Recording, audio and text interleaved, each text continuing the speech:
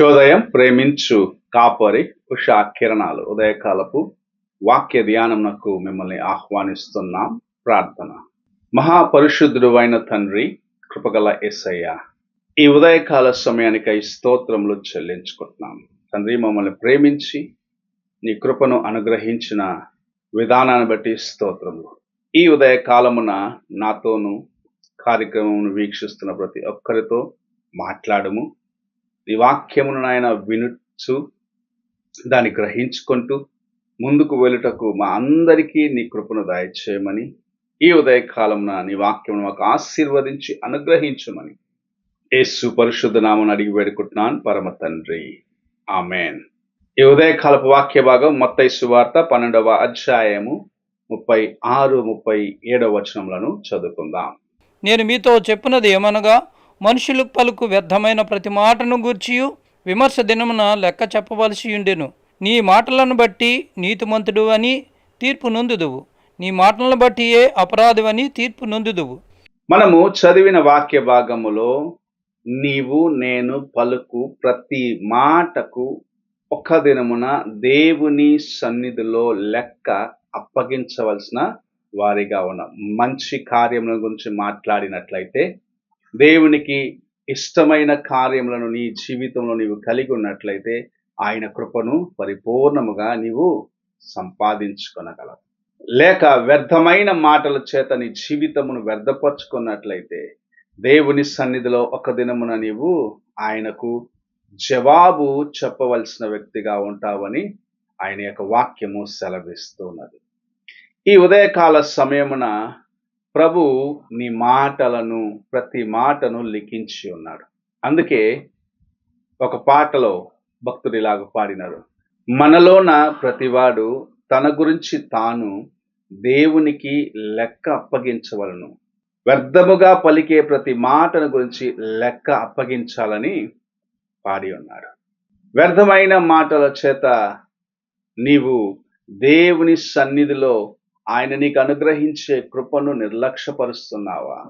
లేక నీవు ఉప్పు వేసినట్లు సారవంతమైన మాటల చేత ఇతరులకు ఆశీర్వాదకరముగా ఉన్నావా అని పరీక్షించుకోమని ప్రభు సెలవిస్తున్నాడు.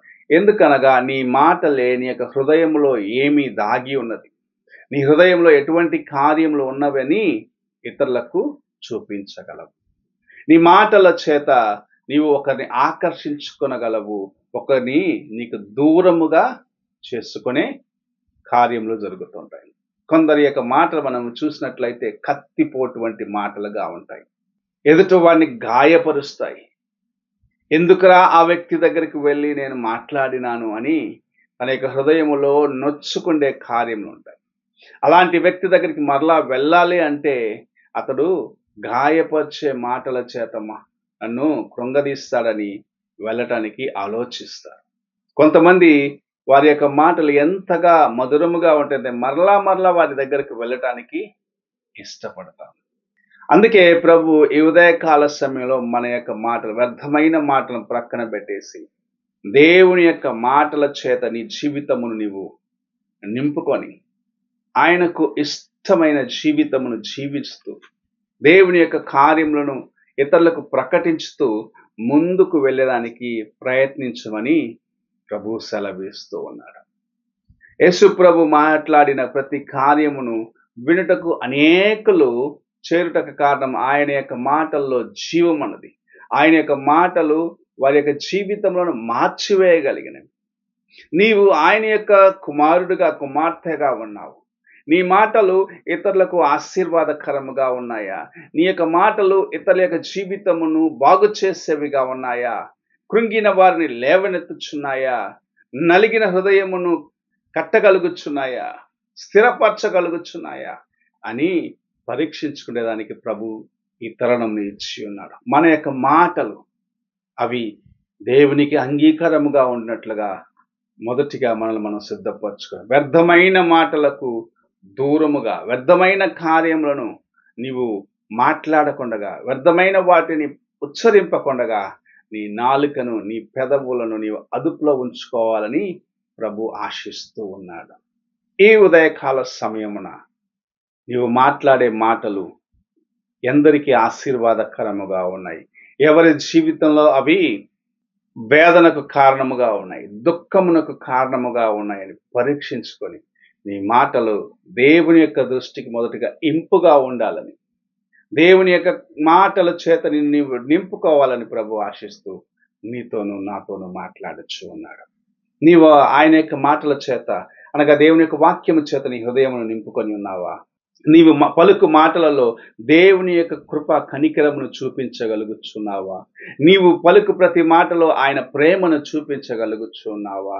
నీవు పలుకు ప్రతి మాటలో నీవు ఆయన యొక్క కుమారుడని ఇతరులు గుర్తించగలుగుచున్నారా? ఒక్కసారి నీవు పరీక్షించుకో. అలాగూ లేకపోతే ఈ ఉదయకాల సమయమున ప్రభు మనతో మాట్లాడుచున్నాడు. వ్యర్థమైన మాటల కొరకు నీవు లెక్క అప్పగించాల్సినావు గనక ఈ మాటలను దేవుని యొక్క దృష్టికి అంగీకారముగా మార్చుటకు, ఆయన నిన్ను చూసి నిన్ను ఆశీర్వదించుటకు తగిన జీవితమును కలిగి ఉండటకు ప్రయత్నించును. ఆయన నిన్ను ఆశీర్వదించి అనేకులలో లేవనెత్తి నిన్ను ఘనపరచాలని ఆశిస్తూ ఈ ఉదయకాల సమయంలో మాట్లాడుచున్నాడు. అయితే వ్యర్థమైన మాటల చేత నీ జీవితమును పాడు చేసుకొనకుండగా నీ హృదయములో ఉన్న కార్యములు దేవుని యొక్క వాక్యము చేత నింపుకొని ఆయన యొక్క వాక్యము చేత నింపబడిన మాటలను, కృపా సత్యములతో నింపబడిన మాటలను బోధించేవారిగా, లేక ఇతరులకు తెలియపరిచే వ్యక్తిగా ఉండాలని ప్రభు ఆశిస్తూ నీతో మాట్లాడుచు ఉన్నాడు. నీవు ఆయన ఆశించిన మెట్టుకు ఎదిగి ఆయనకు ఇష్టమైన కుమారుడుగా కుమార్తెగా ఉండుటకు ప్రయత్నించును. ప్రార్థన చేసుకున్నాం. పరిశుద్ధుడు అయిన యేసయ్య, ఈ ఉదయకాల సమయానికి వందనములు స్తోత్రములు చెల్లించుకుంటున్నాం. మమ్మల్ని ప్రేమించి మాకు అనుగ్రహించిన నీ కృప కొరకు వందనములు.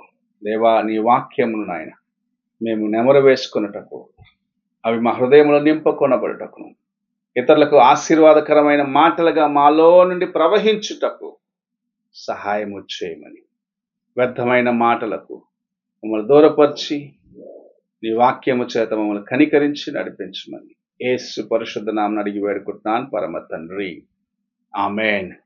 తండ్రి అయిన దేవుని ప్రేమ, కుమారుడైన క్రీస్తు కృప, ఆదరణకర్త అయిన పరిశుద్ధాత్మక సహవాసమును ఇప్పుడును ఎల్లప్పుడును సదాకాలము తోడై ఉండి ఆయన యొక్క కార్యములను బోధించే మాటలను మనకు అనుగ్రహించును గాక. ఆమేన్.